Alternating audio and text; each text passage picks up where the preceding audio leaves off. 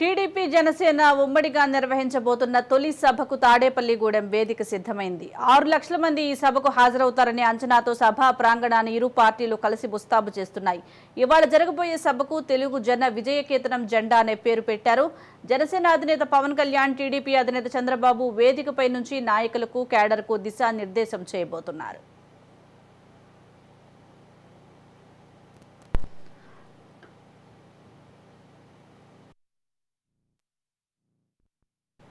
TDP Janasena ఉమ్మడిగా నిర్వహించబోతున్న జెండా సభకు భారీ ఏర్పాట్లు చేసే పనిలో నిమగ్నమయ్యారు. తాడేపల్లిగూడెం వేదికగా నిర్వహించబోతున్న ఈ సభలో చంద్రబాబు, పవన్ కళ్యాణ్తో పాటు మరో 500 మంది నాయకులు వేదికను పంచుకోబోతున్నారు. అన్ని నియోజకవర్గాల నుంచి దాదాపు 6 లక్షల మంది జనం ఈ సభకు హాజరవుతారని అంచనా వేస్తున్నారు. సభా ప్రాంగణం చుట్టూ భారీ ఎల్ఈడీలు, ఫ్లెక్సీలు, కటౌట్లు ఏర్పాటు చేస్తున్నారు. ఎన్నికల శంఖారావాన్ని ఇరు పార్టీల అధినేతలు ఇదే వేదికపై నుంచి పూరించబోతున్నారు. వచ్చే ఎన్నికల్లో ఉమ్మడిగా విజయం సాధించడమే లక్ష్యంగా కేడర్ ఏ విధంగా పనిచేయాలి, టికెట్ల కేటాయింపు తర్వాత ఇరు పార్టీలు ఎలాంటి విభేదాలు లేకుండా పనిచేయాలనే విధంగా అధినేతలు కేడర్కు దిశానిర్దేశం చేయబోతున్నారు. పెద్ద ఎత్తున నాయకులు, కార్యకర్తలు తరలి రానున్న నేపథ్యంలో భారీ పోలీస్ బందోబస్తు ఏర్పాటు చేశారు. దాదాపు 1000 మంది పోలీసులు సభ సజావుగా సాగే విధంగా రక్షణ చర్యలు తీసుకోనున్నారు. పవన్, చంద్రబాబుకు విడివిడిగా 2 హెలిప్యాడ్లను సిద్ధం చేశారు.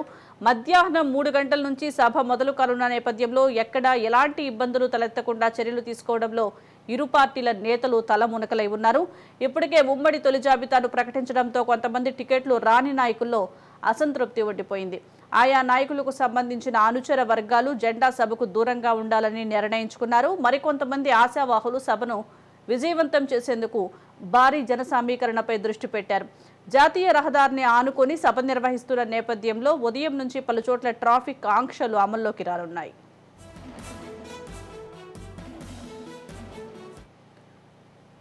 టీడీపీ జనసేన ఉమ్మడి బహిరంగ సభపై మరింత సమాచారం మా కరెస్పాండెంట్ మురళి అందిస్తారు. మురళి, తాడేపల్లిగూడెంలో జరిగే టీడీపీ జనసేన ఉమ్మడి సభకైతే అన్ని ఏర్పాట్లు పూర్తయ్యాయి.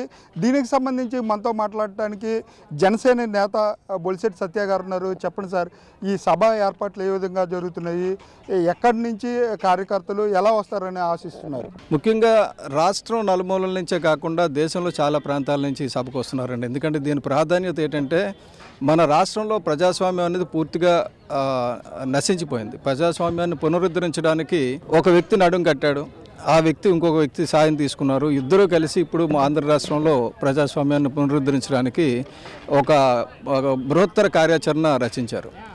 ఆ కార్యక్రమంకి ప్రజామోదం తెలియజేయడం ఒకటి. ఎందుకంటే ప్రజాగ్రహం కూడా తెలియాలంటే ఇప్పుడు వైసీపీ చేస్తున్న సిద్ధం సభలకి బస్సుల్లో జనాలను తరలించుకుంటూ వస్తున్నారు.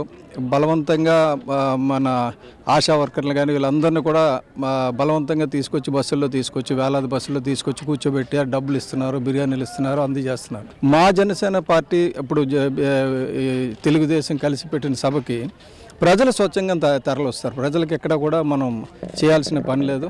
అయితే ఏర్పాట్లు అయితే ఇంత బ్రహ్మాండంగా ఏర్పాట్లు చేయడం, నేను నిన్నటి నుంచి ఇక్కడ ఉన్నాను, నేను చూస్తున్నాను. చాలా బ్రహ్మాండంగా ఏర్పాట్లు చేస్తున్నారు. అలాగే పోలీసు వారు కూడా సహకరిస్తూనే ఉన్నారు. నాకు తెలిసినంత వరకు పోలీసులు పెద్దగా ఇబ్బంది పెట్టింది ఏం లేదు. కాబట్టి ఈ సాయంత్రంకి ఈ రాష్ట్రం తాలూకా అంటే భవిష్యత్తు నిర్ణయించే సభ ఇది. అలాగే తెలుగుదేశం జనసేన ఉమ్మడి మేనిఫెస్టో కూడా ఈరోజు రిలీజ్ చేస్తారంటూ ప్రచారం జరుగుతుంది. అది ఎంతవరకు అనుకోవచ్చు?